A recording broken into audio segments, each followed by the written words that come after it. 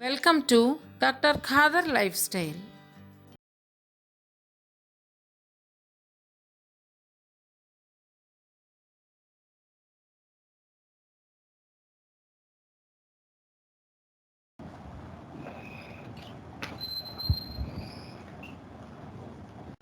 Thank you for inviting me to this session. And to start with, I like to thank Professor Parameshwar for having this meeting and inviting me to give this lecture. This particular aspect of food, agriculture, climate change, global warming, health, individually, I'm actually an out of the box guy. So you may all have to bear with me. Now and then I go off track because personally I believe there is nothing like climate change, global warming, food, agriculture. These are not separate issues. These are all integrated into one, and the holistic way of looking at things has been slowly and systematically destroyed by this Western thought process of dividing and trying to learn things. But then there has never been an effort to integrate and look at things as a whole. The reason why we have had these problems because we are looking at individual health as a separate entity and issue, which is actually not the case in its true sense in reality. So that's why I call myself out of the box guy. So there is nothing like pediatric department, there is nothing like global warming department, there is nothing like um, this departments that we have created is only for administrative purposes, but then the functionality of these departments have to be integrated so as to solve the problems that exist today. And in fact, there is an element of what are the challenges for having sustainable, secured, and healthy living society and as a planet a whole. So this kind of issues have to be talked together as a whole. So we find ourselves dividing ourselves in knowledge and trying to find solutions in the small circles that we have drawn around ourselves. And that is the biggest challenge facing the human intellect for solving the problems in its true sense.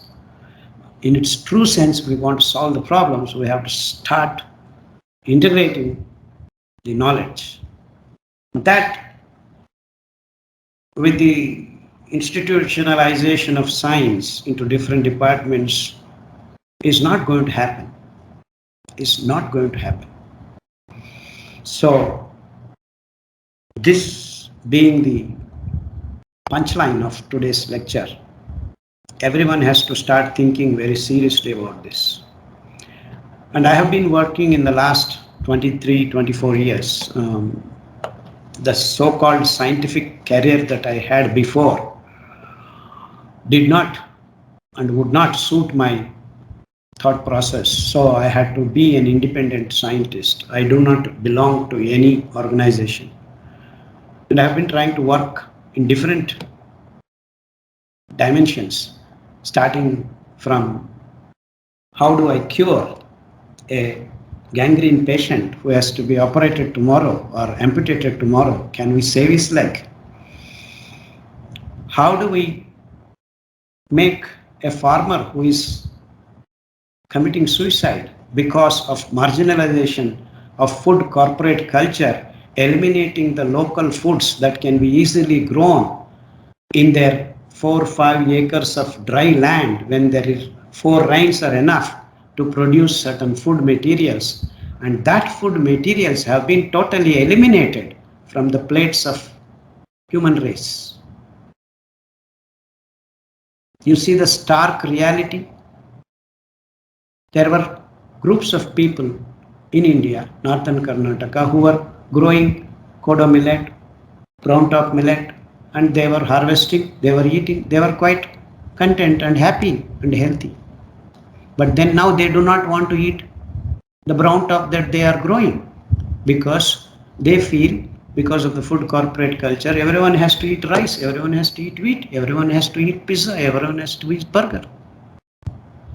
See, these are the pressures, this corporate food culture, because of the green revolution or white revolution, the so-called milk production increased in millions and millions of liters, and claimed by these food corporates that it is the real food. In fact, milk is alone good enough reason for many of the autoimmune diseases that we are facing in the present day world. What I'm trying to claim is that if you just eliminate milk from your food, we can close down 50% of hospitals in the world right now in a matter of 6 months.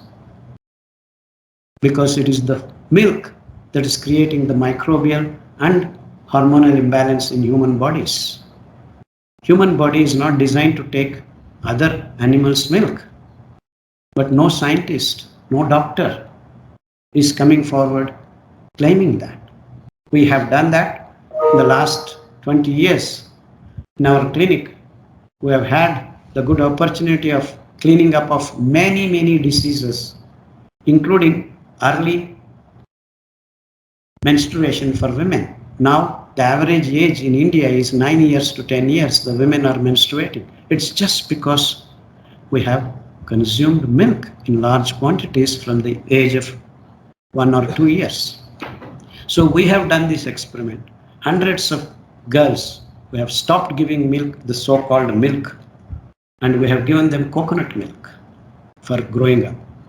And lo and behold, all of these girls have started menstruating only at the age of 14 or 15, which was natural. So this kind of hardcore, hard-hitting experiments have to be done by the so-called scientists who are refusing to do this kind of experiments. So in the name of white revolution, we have had enormous impact on our natural resources. That means we are growing so many cows. I mean, just incredible amount of cows are being grown unnecessarily, and we are damaging the nature. Billions of cows are there now roaming the planet for food as well as giving milk, which is a huge dimension of irrelevant, nonsensical items that we are growing. That means so much natural resources are wasted on a product which is actually causing immense damage to the health of the humans. And this is what I call a holistic way of looking at things. So these are all facts that in 1950s, all over the world, no woman was menstruating below 14 or 15 years of age.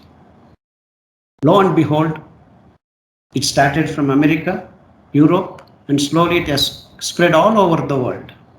All over the world now, women, girls are menstruating. In fact, recently in the last 3 to 4 months, I have received cases, the girls menstruating at the age of 3 or 4. So all these issues have to be integrated and looked as a holistic way. So we are talking about climate change. The methane gas is produced just because there are billions of cows, and the rice fields are another important reason why we are having methane produced in large quantities. And of course, Professor Prameshwar mentioned about the stubs being burnt and then global change, all this. So it's a holistic way of looking. So there would have been no need to increase the methane gas in the climate unless we changed our thought process. So we should not be producing milk the way we are producing. So food is connected to the global warming. The whole human race is consuming so much milk, which we are not supposed to. This animal protein, in fact, is directly linked to many of the cancerous conditions. That means the amount of milk that we are consuming is actually 18% reason why human race is facing cancerous conditions. And coming back to the rice and wheat that we are eating is absolute unscientific choice of the food that we have made, because our gut requires slow and steady release of glucose into our blood. The rice and wheat, the moment you eat, within 15-20 minutes releases flood of glucose into your blood, because there is no fiber to hold back the digestion of carbohydrate. That means the food corporate culture, for their industrial fertilizers, pesticide consumption, have directly, indirectly encouraged all these systems. So we should not be growing rice, building dams, putting water, and then getting the need for fertilizers and all these things. And what did we do after growing? Eating the rice and wheat, we have been flooding our blood, and that is the main and sole reason why the diabetes, the BP, the thyroid issues, and gut microbes completely being wiped out, causing microbial imbalance and the glucose imbalance. So the choice of the food that human race has made has been a completely unscientific one. And because there is flood of glucose into the blood, the body, sir mentioned 220 million people are obese. Why did this obesity come into picture? Because the excess glucose that is being flooded into the blood has to be taken care of. So the extra emergency work of liver, pancreas, and other systems has started accumulating cholesterol, glycogen, triglycerides, increasing all these contents in the blood, causing devastating effects on our health. So the amount of glucose in our blood has to be regulated.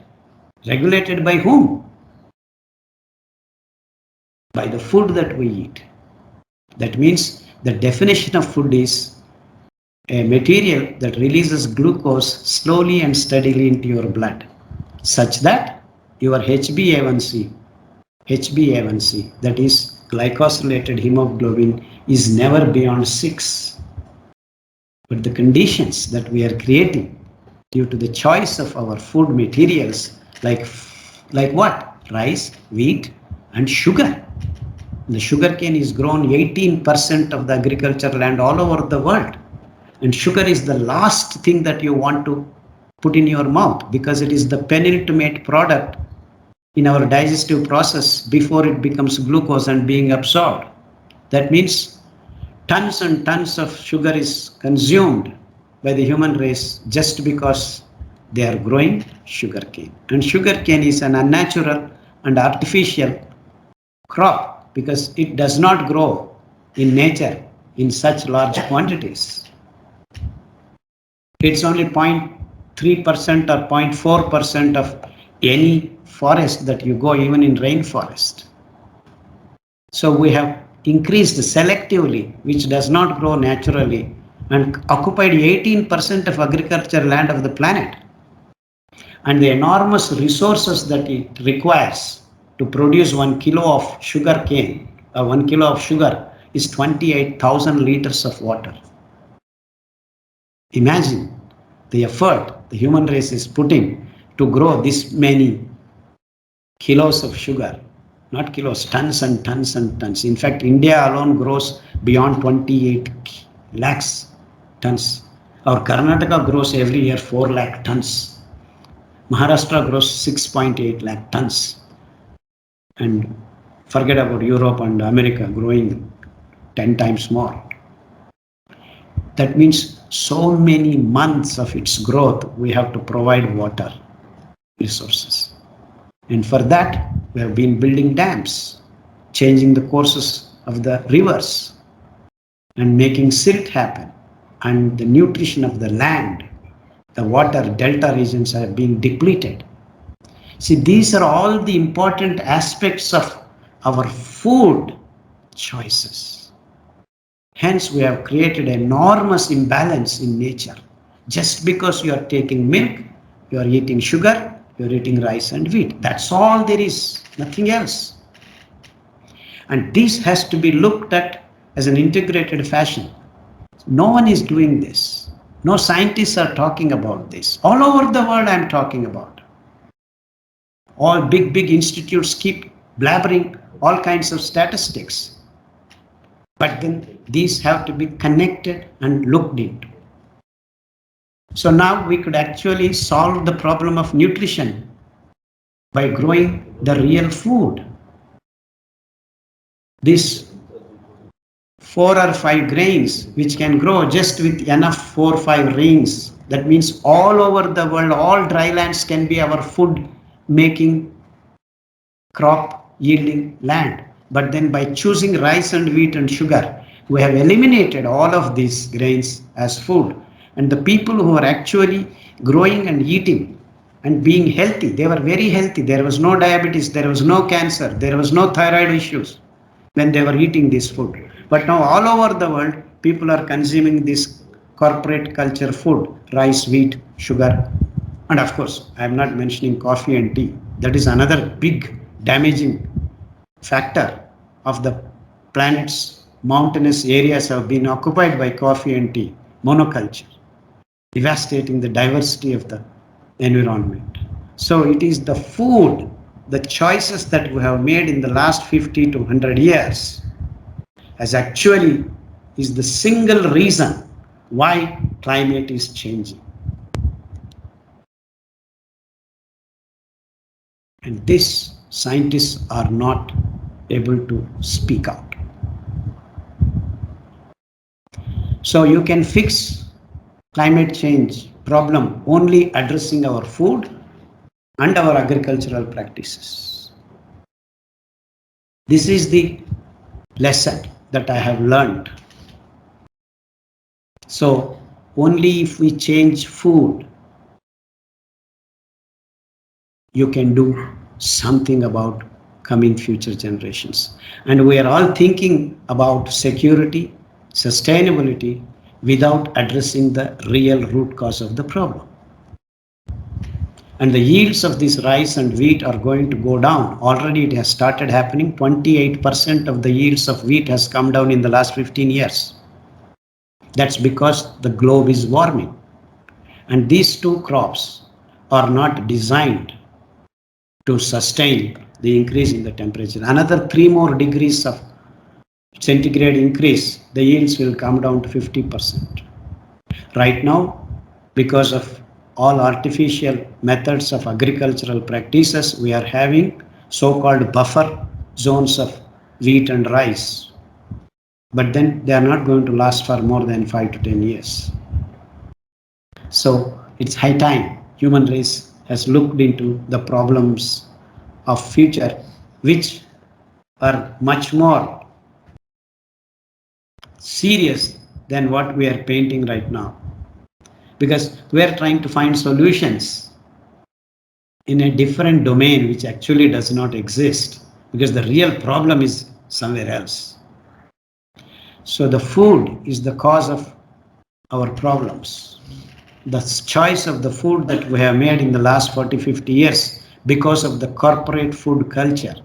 And the corporate food culture is leading us into a different dimension of danger, because in the future it's going to be much more monoculture. There will be soybean and corn which are genetically modified, and then they are going to be using the cell line cultures and producing the meat, the eggs. All these things can be produced with artificial intelligence right now coming up in the frontiers of science can match, and then you will have factory made food. There will be no need for growing anything else. So this kind of monoculture puts pressure on the resources of the nature in one dimension, and the imbalance is created very heavily. And this is the source of our problem. So the solutions is become very easy for us to figure out. So go back to the local regional food cultures. where there is no imbalance created, because what grows abundantly should be the choice of food. And luckily, this has been declared way back in our Ayurveda text.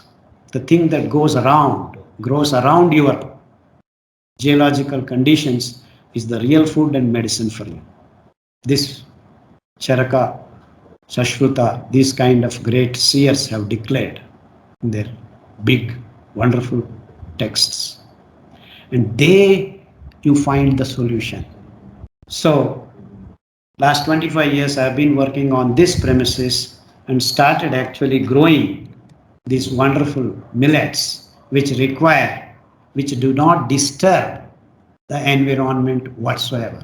In fact, even at the temperature of 42 degrees centigrade, we have the same yields. In fact, some of the grains give you more yield. We have done this research.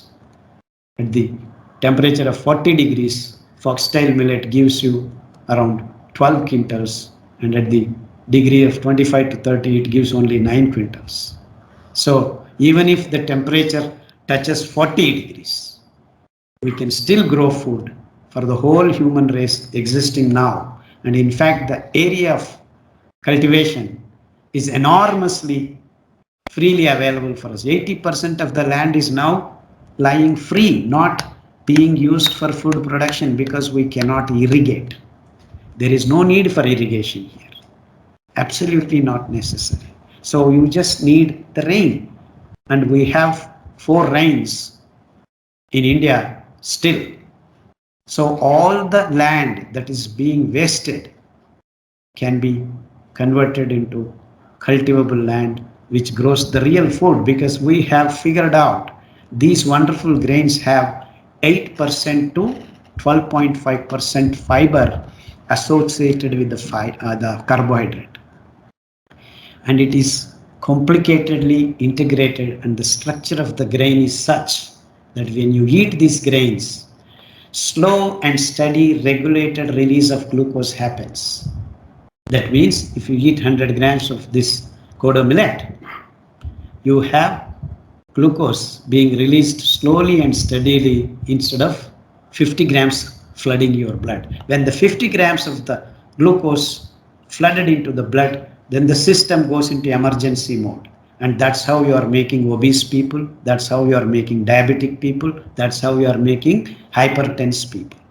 Because the excess glucose that is in the blood has to be manipulated by these internal endocrine systems working overtime and converting them into cholesterol, triglycerides, rheumatic factor, and disturbing the hormone balance and microbial balance. We are creating many more autoimmune diseases. So, what is the basis? We have been successful in changing the food for these so-called diseased populations and successfully coming out of these diseases without winking an eye. What I'm trying to communicate is we have thousands of gangrene patients who are destined to be amputated their legs and live a harmful life for future. We have been successfully managed to eliminate the need for amputation by asking them to consume within 3 weeks to 4 weeks. The slow and steady release of glucose into the blood reduces their HbA1c in a matter of 3 months. And we have eliminated thousands of diabetic patients from this food change, which is completely declared as incurable. Diabetes is incurable. BP is incurable. They are managing by insulin injections, metformin, glycomet, these kinds of unnatural artificial drugs, managing the glucose levels, not really solving the problem. So we can completely eliminate all diabetic patients from this planet, all of the diabetic patients in a matter of 2 years. Only when we change our food from rice, wheat, meat, milk to this. We have named these 5 grains as Siridhanya. In our Indian language, Siri means the real wealth, not the money. The wealth for human beings is Arogyave Mahabhagya. That is, health is the real wealth. Of course, people have wealth means different meanings. But then without the real wealth of health, wealth doesn't mean anything. So that's how we have named these 5 grains. These 5 grains are wonderful because each grain in its fiber cleans up your body then and there. It has soluble fiber and insoluble fiber. And the beauty of these grains, the upper layers have got lignans, which are actually theoretically the best PMF, proton motive force. So the EMF, electron motive force, has to be negated to see that the toxic morbid waste is not accumulated in the body. This is a medical fact.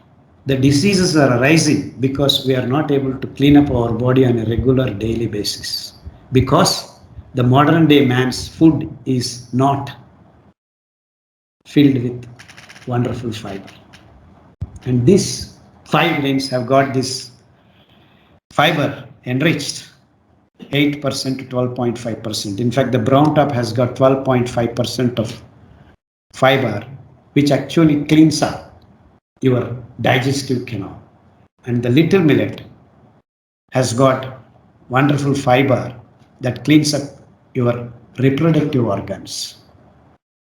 And the foxtail millet has got the fiber that cleans up your lungs and nerves. And the barnyard millet cleans up your all soft parts like liver, pancreas, brain, made out of fat material. So when you eat these 5 grains consecutively, 2 days each or 3 days each, all your parts in your body are cleaned up, rid of toxic morbid waste on a regular basis. Hence, the wellness returns to your body. So we have been successful in clearing up cancerous conditions, including HIV, so-called HIV conditions. That means viral infections can also be eliminated because the natural immunity starts getting into place. Because we take care of glucose imbalance, microbial imbalance, and hormonal imbalance. So we advised thousands and thousands of patients in our clinic for the last 20 years. We have been very, very successful in eliminating these diseased conditions permanently. In fact, I would like to mention one single example of twin girls coming into our clinic at the age of 1.5 because the mother and father wanted to shift to Bangalore. The babies are born in Mysore and their grandparents are living in Mysore. So they divided the twins. One baby girl in Mysore, another baby girl in Bangalore. The one couple with their baby came to Bangalore did not follow the food systems that we have recommended. And the girl that stayed back in Mysore followed this food system. She never had milk, she never ate rice, she never took sugar, because their grandparents are staunch followers of millet food, and we call it Siri Jivana Marga, the science and art of living. So when you eliminate rice, wheat, milk, sugar, and meat, and put the baby from one point, and at the age of 9, the girl living in Bangalore menstruated. At the age of 14, the girl living in Mysore menstruated. And many wonderful experiments we have done like this to prove our point that holistically we live with natural food materials. And of course, now it is a well-known fact that millets contain all the minerals and vitamins that you require, including lignans, the lateral, which actually is one of the main sources of cleaning up of our body, as I have explained to you in terms of EMF and PMF. What it means is that when we are actually trying to generate energy. The tumbling down of electrons through cytochrome system creates different levels, different metabolites, and different biological or toxic morbid waste. And if we find this pool of lignans, which are actually nothing but aromatic stabilized electron pool. So an electron coming and falling into this pool, which is actually not a direct PMF, but works as a wonderful PMF, absorbs all the this has got best antioxidant activity. So the oxidative free radical formations are blunted, annulled there and then in the body if these lignans are floating in your blood, which is not present when you eat rice, wheat, sugar, or meat. And that is the qualitative difference that these wonderful grains provide.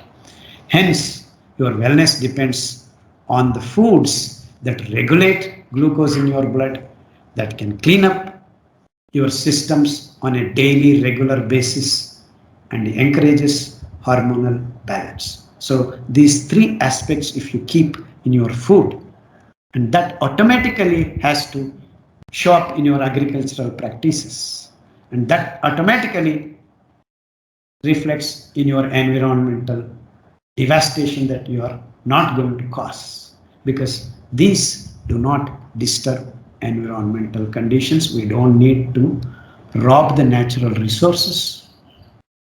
This should have been the choice of food for human race way back 50 years ago. But then the food corporate culture has been sabotaging the issues in declaring, deciding, determining the way human race is walking in the last 40-50 years. So it's high time the individual scientists and the organizations and the doctors and the healthcare systems have to start looking at a different dimension, different way of doing things, a different way of looking at the issues.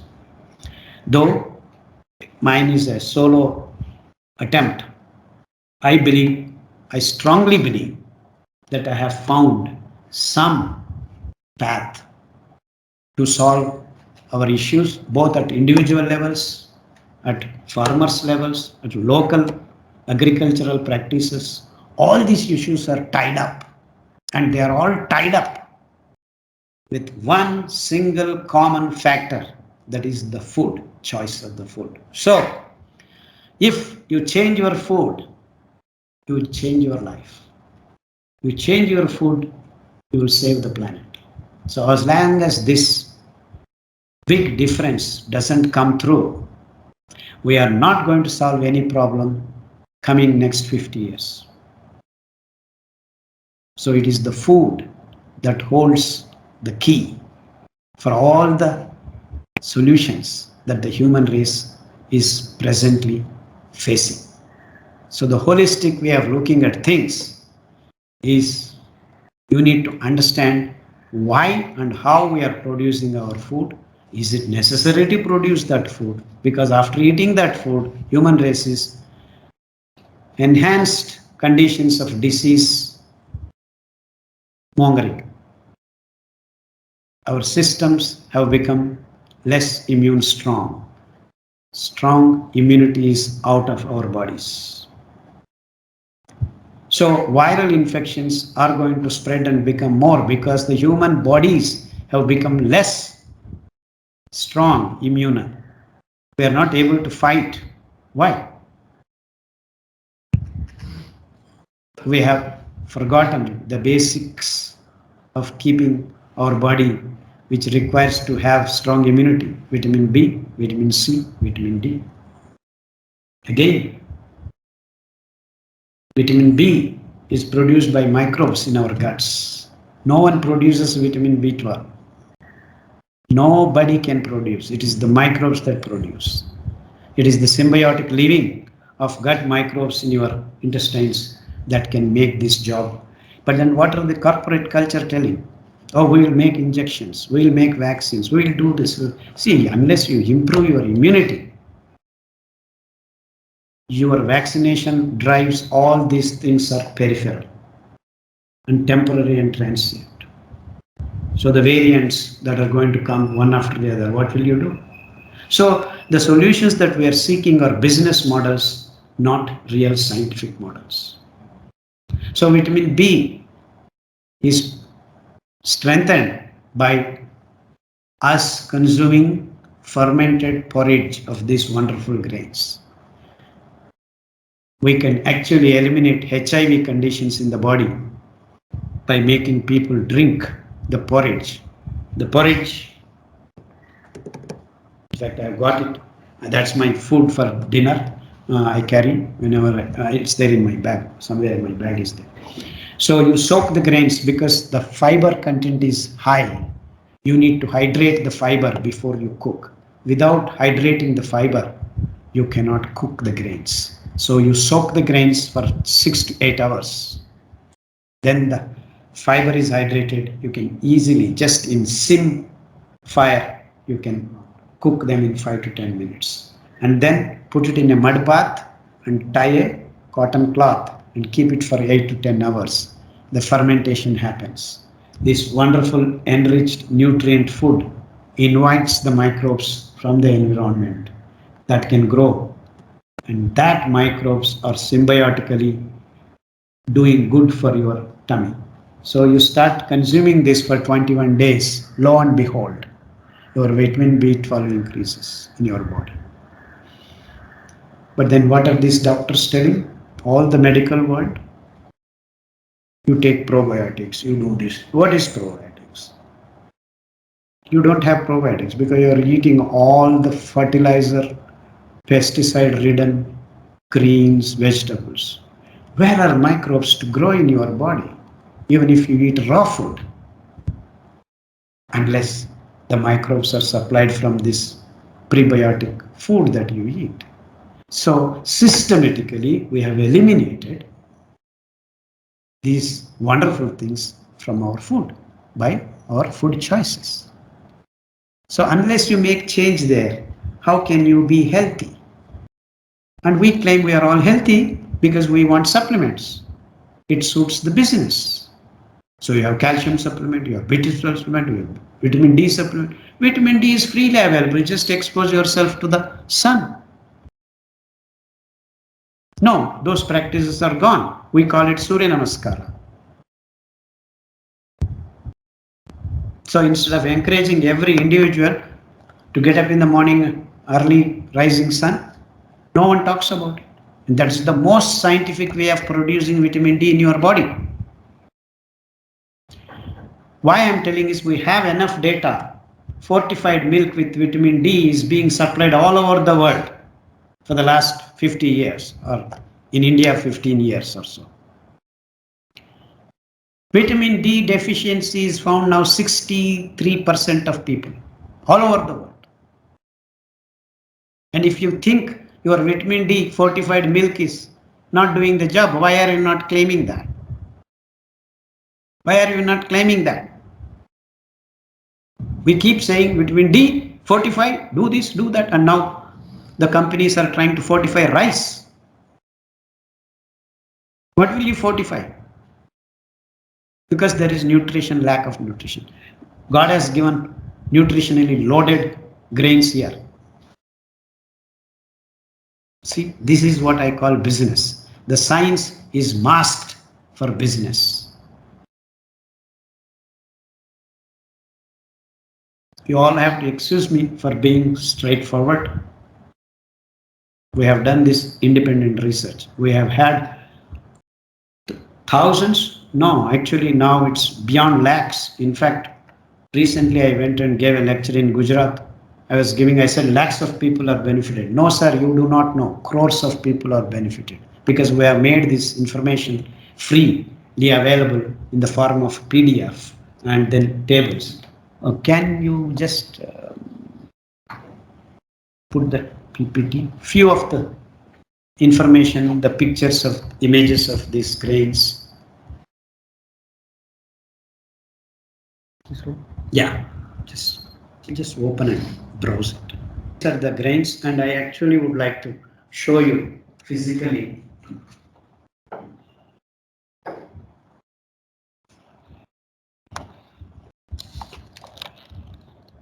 Yeah, this is foxtail, this is little.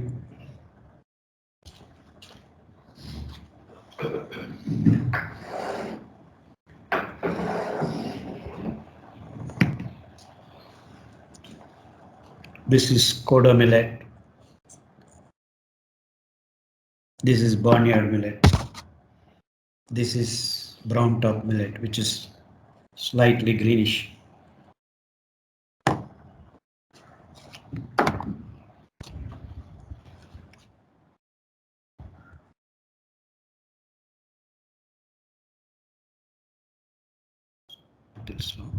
Yeah, these are the grains.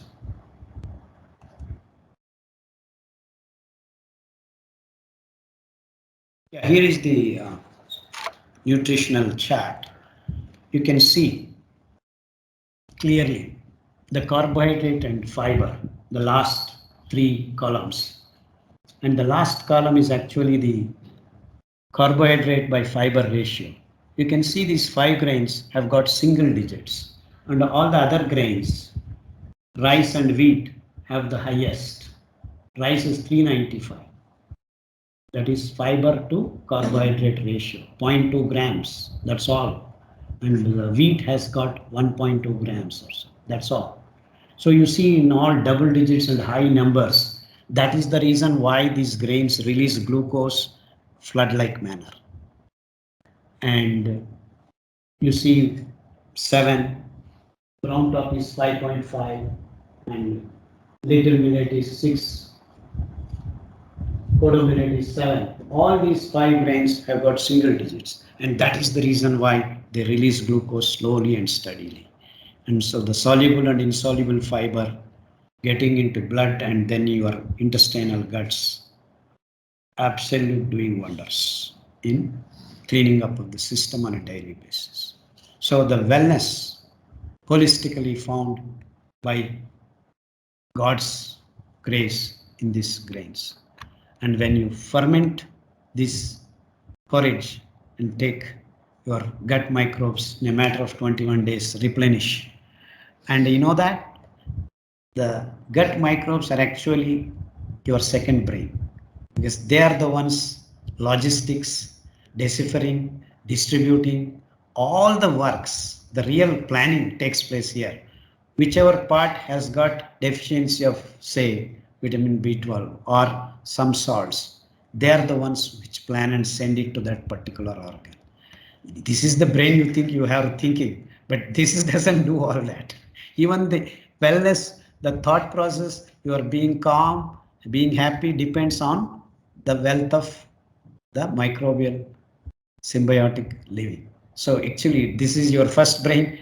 Controlling that is your second brain, microbe, gut microbes. The same way, your heart, the wellness of your heart depends on your second heart, which is actually the calf muscles. So that's the reason why everyone has to walk. When you walk, your calf muscles pump and hold the. So if your calf muscles are not healthy, your heart is going to be certainly not healthy. So that's why I keep telling in my lectures, common man's language. You think this is your brain, the real brain is here.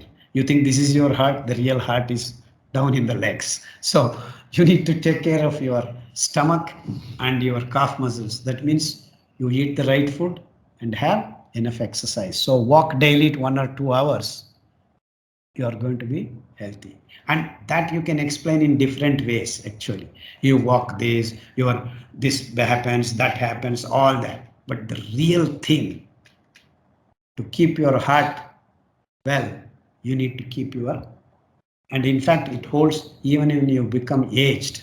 If you are healthy, as good as your calf muscles. So if your legs are not all right, you are not going to be healthy. And that's why the movement, in fact, human body is designed to walk. That means the calf muscles that take the load of the work has to be constantly moving.